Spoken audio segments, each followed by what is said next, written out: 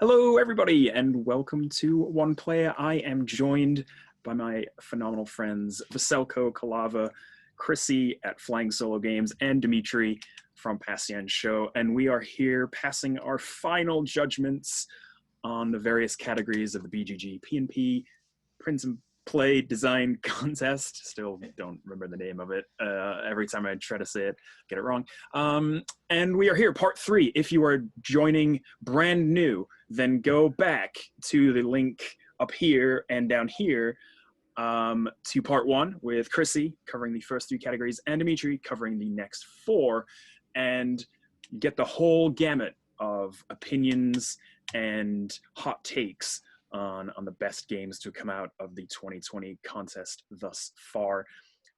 In this video, we're going to be covering the following 4 categories: the advanced build, the regular builds, the easy builds, and the coveted airline seat tray playability crown champion thing. Yeah, we're going to cover... Your way with words is amazing, can I just say? Is it? Because I lead myself down like these weird paths and then don't know how to get back out again. I believe it's called the crown jewel, which The crown... like you should know being British. Right, exactly. One would think that, but one would be mistaken. Advanced build, I'm going to count down from 3, and we're going to flip our cards over to reveal 3, 2, 1. Ooh, okay. Yeah, that's... I think we were pretty much... We got a split. So Veselko, why don't you talk us through your choices first? Yeah, I mean, Thug, I think that was a clear choice, at least for me. Martin Gonzalez is pretty much a legend in PnP community, so any game he produces, you know it's going to be top-notch in quality, so I think that was a clear choice. And watching Chrissy's video, I mean, the artwork is spectacular, and it's a deck builder, so who doesn't like that? Clear choice. Yeah, I hear you. Chrissy, why don't you tell us about Tag 2? Because I know that this one was close to your heart. Oh my goodness. No, this one is definitely an advanced build. Like, it came with a playmat. I still have it. It's like 6 pages. And it's beautiful. It tells you where to put all your cards. It tells you what to do. And then there are a ton of these cards. And because the artwork is so amazing, you wanted to print the backs, and you wanted to laminate them, and I probably took the most time out of any of my builds on Thag because this was the game that I'm gonna keep. like this is a game I would play with people, and I don't think they would know it's a print and play just from not only the way it looks, but how well it plays. Like, it's a deck builder, you know, it's a tried and true game style. Interestingly, there was no category for deck builder, was there? Yeah, no, that's true. And there were quite a few deck builders. There were quite a few of them. Yeah. So maybe they need to add that. But like I said, it's a deck builder. We all know how to play deck builders.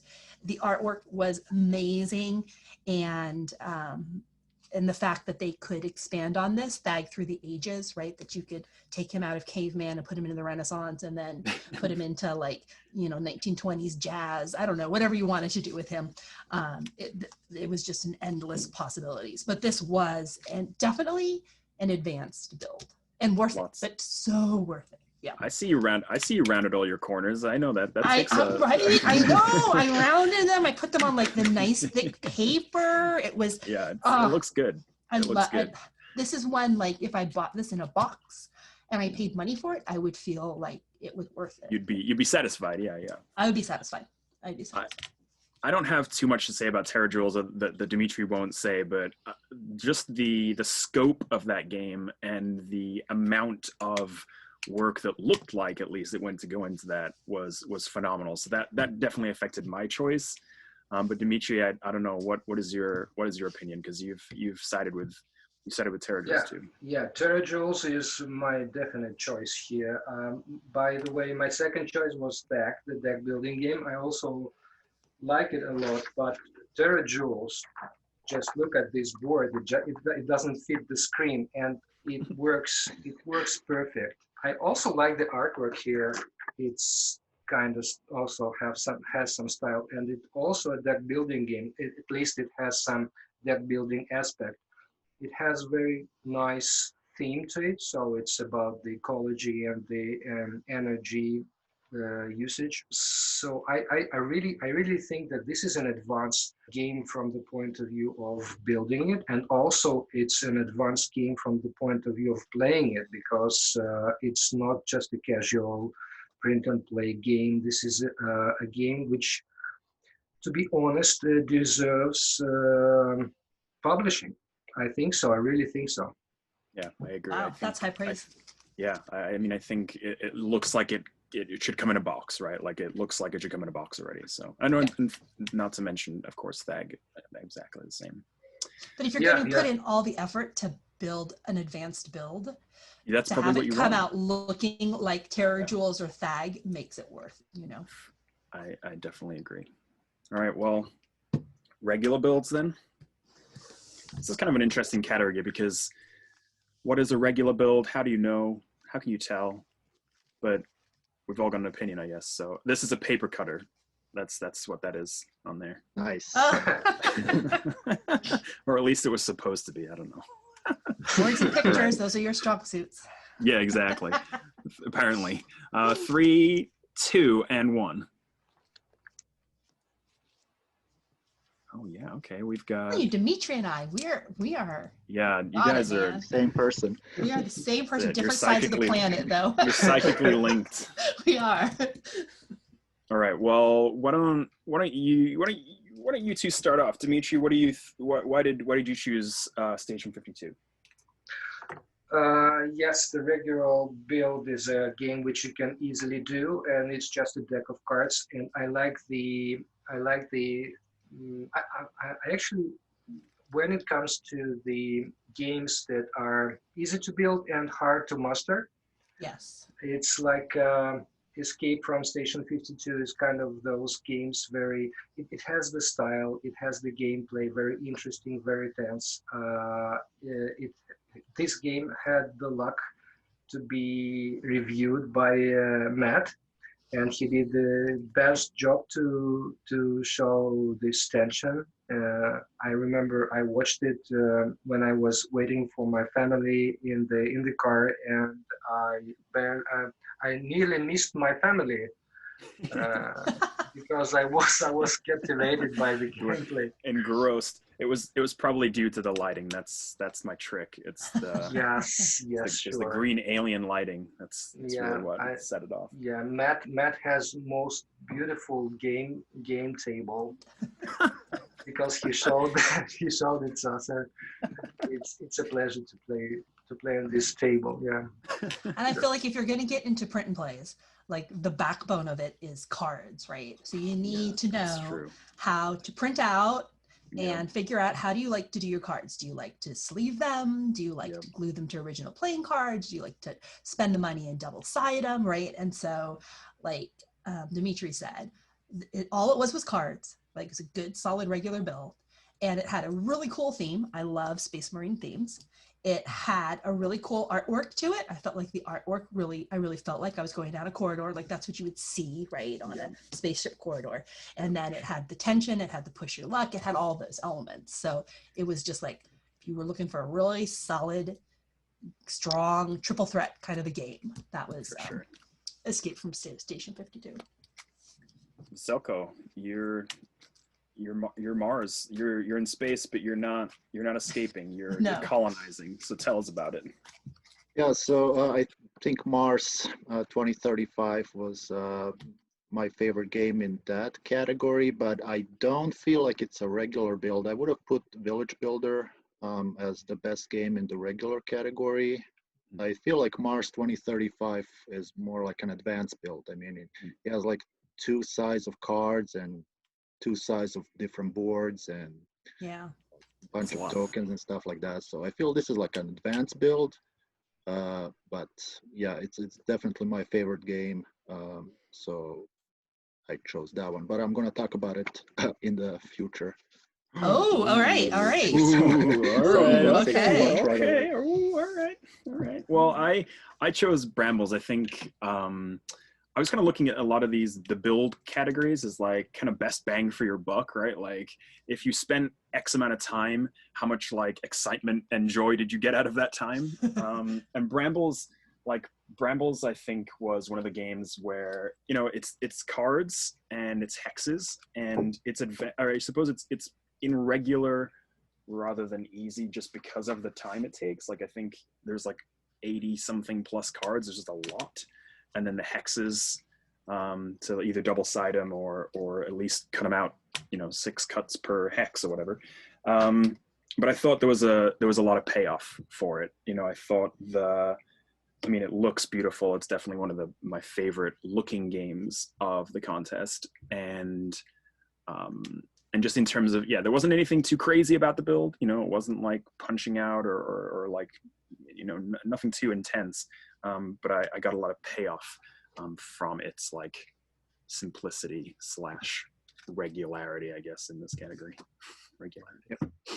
Yeah. Definitely the most beautiful game, I feel, at least for me. I think it's definitely got a shout at that. That's too, interesting because I didn't like the colors that they picked. Like I like the artwork, okay, but I thought the colors were too saturated. I wished, I don't know why, like they seem more like primary colors with this really gloomy game. And so I don't know, for some reason the saturation level on the colors really, I don't know, but maybe that's artwork. We'll get to that. We'll get to it. We'll cover it. We'll cover it right now. Yeah. Okay. Maybe going for some more pastels or something like that. I hear you. All right. Once again, Matt, you're off in your own little corner of the world. All right. Who knows? Who knows? Who knows what's going on up there? I just let's get on to easy build. This is a printer. If you, I'm gonna stop explaining. I'm gonna stop explaining my drawings and just leave them open for interpretation. 1, 2, 3. All right. So, couple power voids, couple of dungeons.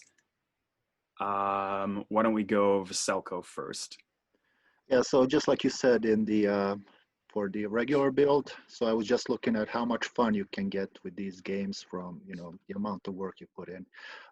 So these both are very simple to build, and I chose 9 Circles because, again, the best game ever, and it's just one sheet of paper. You print it out, and that's all you have to do. So very easy build, and for the amount of work you put into, proportionally a lot more fun that you're going to get from that. So by far the best easy build game ever. No exaggeration at all. No, I agree. No. Hands down. Chrissy, what do you think?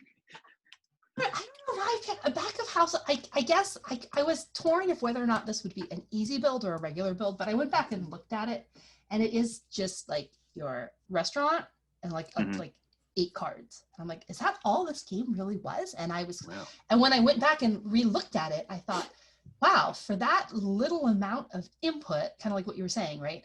You get this really cool resource management, neat theme, super cute artwork, and it seemed like a bigger game. And then it wasn't until I looked back at it that I said, oh no, there's not a lot of components to this. And so for me, it was just like you said, bang for your buck. Like I felt like I got what felt like it wasn't just a piece of paper, like from Dungeons of Numera or 9 Circles or whatever, handful of hazards, right? It was an actual build. Like you were building an actual game. You weren't printing a sheet of paper. So I ended up bumping up back of house above the 1 sheets of paper because I felt like this was more of a build. That's reasonable. Was there really only 8 cards? I think there were all the little guest tickets. There weren't that many of these. Yeah. Look back on him. He added more. I'm not sure, but there were, it was like, if you didn't do the backs, I think it was like 2 or 3 pages. Like there was nothing. Oh, that's great. Yeah, there just wasn't a lot there for what you ended up with.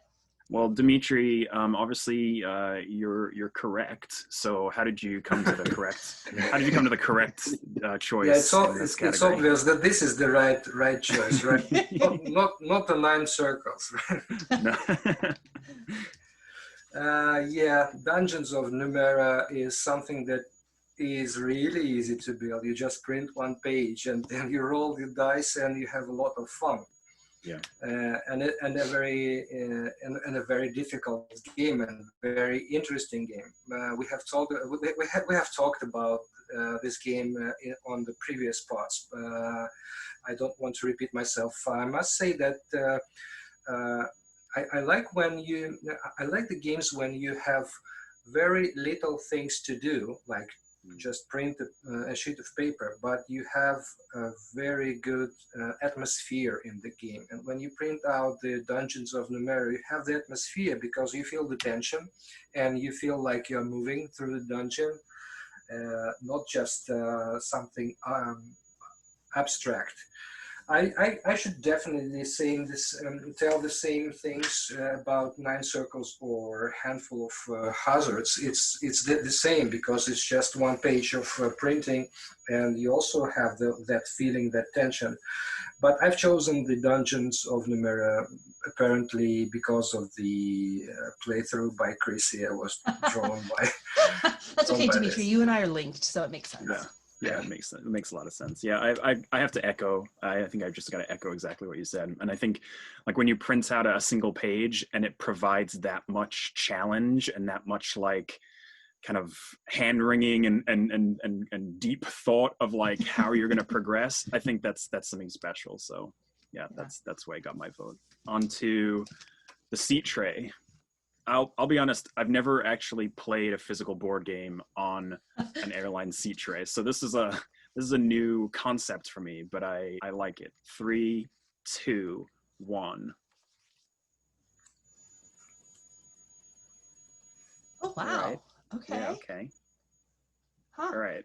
Well, then I'm just going to go back around the circle. So Dimitri, you can start first.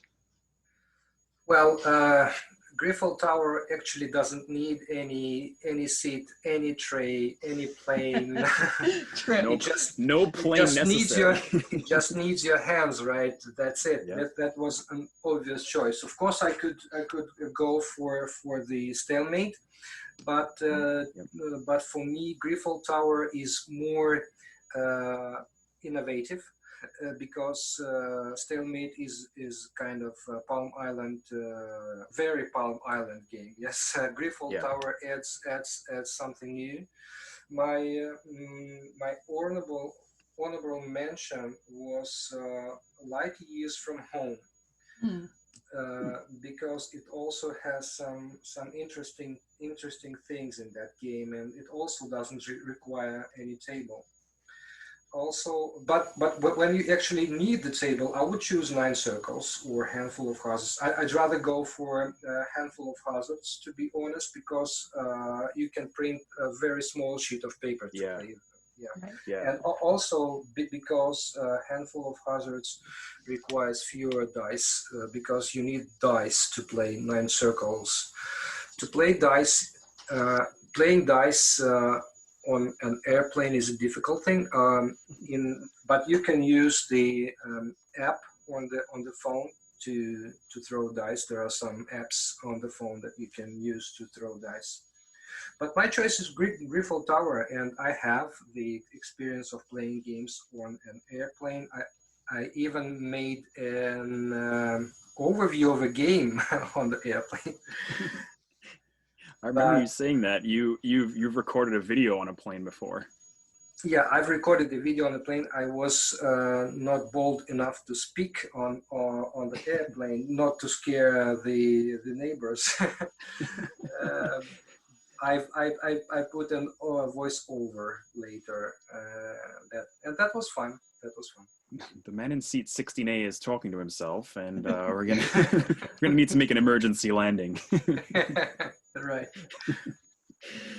Chrissy, what about you? So I did not do any dice game because the idea of rolling dice on an airline seat tabletop, I was like, that sounds like death on wheels. So I didn't. Even though I know you can do an app or whatever, I was like, no. That so for me, I just disqualified those because it made my life a lot easier. And then I ended up going with Power Void because it's very small. the pieces can be pretty much anything as long as they are 3 colored. So you could use a penny, a nickel, and a quarter, right? I mean, whatever you have. I felt like it wouldn't slide off, and it seemed like such a really cool thinky game that you could sit quietly on an airline seat and just be moving these little pieces and just look really cool doing it. So I really thought I really dug watching you play Power Void. That one really resonated with me. So I wanted to give it a shout out, and this was the one where I thought, okay, this is where I'm going to pick Power Void. Yeah, I mean, I've been on the like kind of flights, like 16-hour flight, where I played a bunch of board games in that one flight. Yeah, I have no problem with dice games there. I think I had like a maybe game or two where you had like 1 or 2 dice that you had to roll, or yeah, there you go, math. Take a little tray. But then there's also the whole like people looking at you weird. Like if I whip out my dice tray and I'm like rolling dice on it, I mean, I don't know if I have the self-confidence to pull it off, but like moving little pieces strategically, I think. Is that lady gambling against herself? Right, what is she doing? right. And the noise too. I think actually the dice game would be better than maybe like Power Void, because like a little bit of turbulence and True. all of that is gone. And I would go with the games that you can just put away real fast in case the food or coffee comes along. Well, and I have a really hard time with the handheld games, even though they're very cool to have it all in your hand. Manipulating them and sliding them in and putting it, I get tangled up, and I much would rather be able to put it down than to try and hold it the whole time. And I don't know if that's just me, but I have a hard time with the Palm Island type games. Yeah, I wouldn't recommend those on the airplane either. If you have to put it away, you can't pick those up again. That's true. That's a good point. That's a good not very point. easily. So I would just go for like a game that you need to roll a few dice, like 9 circles, which is my choice, or maybe Weird, or maybe the Handful of Hazards. Yeah, and the way he made Handful of Hazards, you can actually fold it in half. Yeah. Oh, yeah. And like hold it, roll, and mark. Like it's just It's you very can carry that thing ergonomic. around in your wallet, or like Right? Yeah, it's a pocket game for sure. It's adorable. Yeah. It's great. Well, I kind of split the difference between I think all of us here, because I had a hard time choosing. I think Handful of Hazards, like you said, Dimitri, like with the app, I think you could definitely do, and there's only it's only a couple of dice, right, Chrissy? Like you played this, it's only, Oh yeah. is it like I don't know, but it's only a few. I definitely like 9 circles. I think you would struggle like having to roll 9 dice at once. But yeah, Handful of Hazards for sure. Grip Hold Tower, just because I mean that's like you said, you could go play it in the bath if you wanted to. But I think Word too. I like the thought of like having a blank piece of paper and that's really like that's all you really needed, kind of, and your 1 dice or 2 dice. To be able to play this whole expansive kind of campaign. So yeah. Yeah, I mean, Weird is like an ad hoc game. You can just get the dice rolling app and a piece of paper, and you're good to go. Yeah. You don't even have to have any. Yeah, exactly. Yeah. Well, that's going to conclude part 3 of our contest voting overviews. So for more, you're going to head over here to Vaselko, and he's going to cover part 4 with the last 4 categories, the big hitters, if you will. Watch out for best overall game. Oof, there's going to be some tense conversations there. It's going to be a fight. I can already tell. Thank you so much for watching. Don't forget to go and check out part 1 if you haven't, part 2 if you haven't. Part 4 is coming up, and leave us some comments to let us know if you agree, disagree, what you think. Have we completely overlooked something that we shouldn't have? Probably. And probably, yeah, that's probably true. And yeah, thanks so much for watching, and until next time, I'll see you later.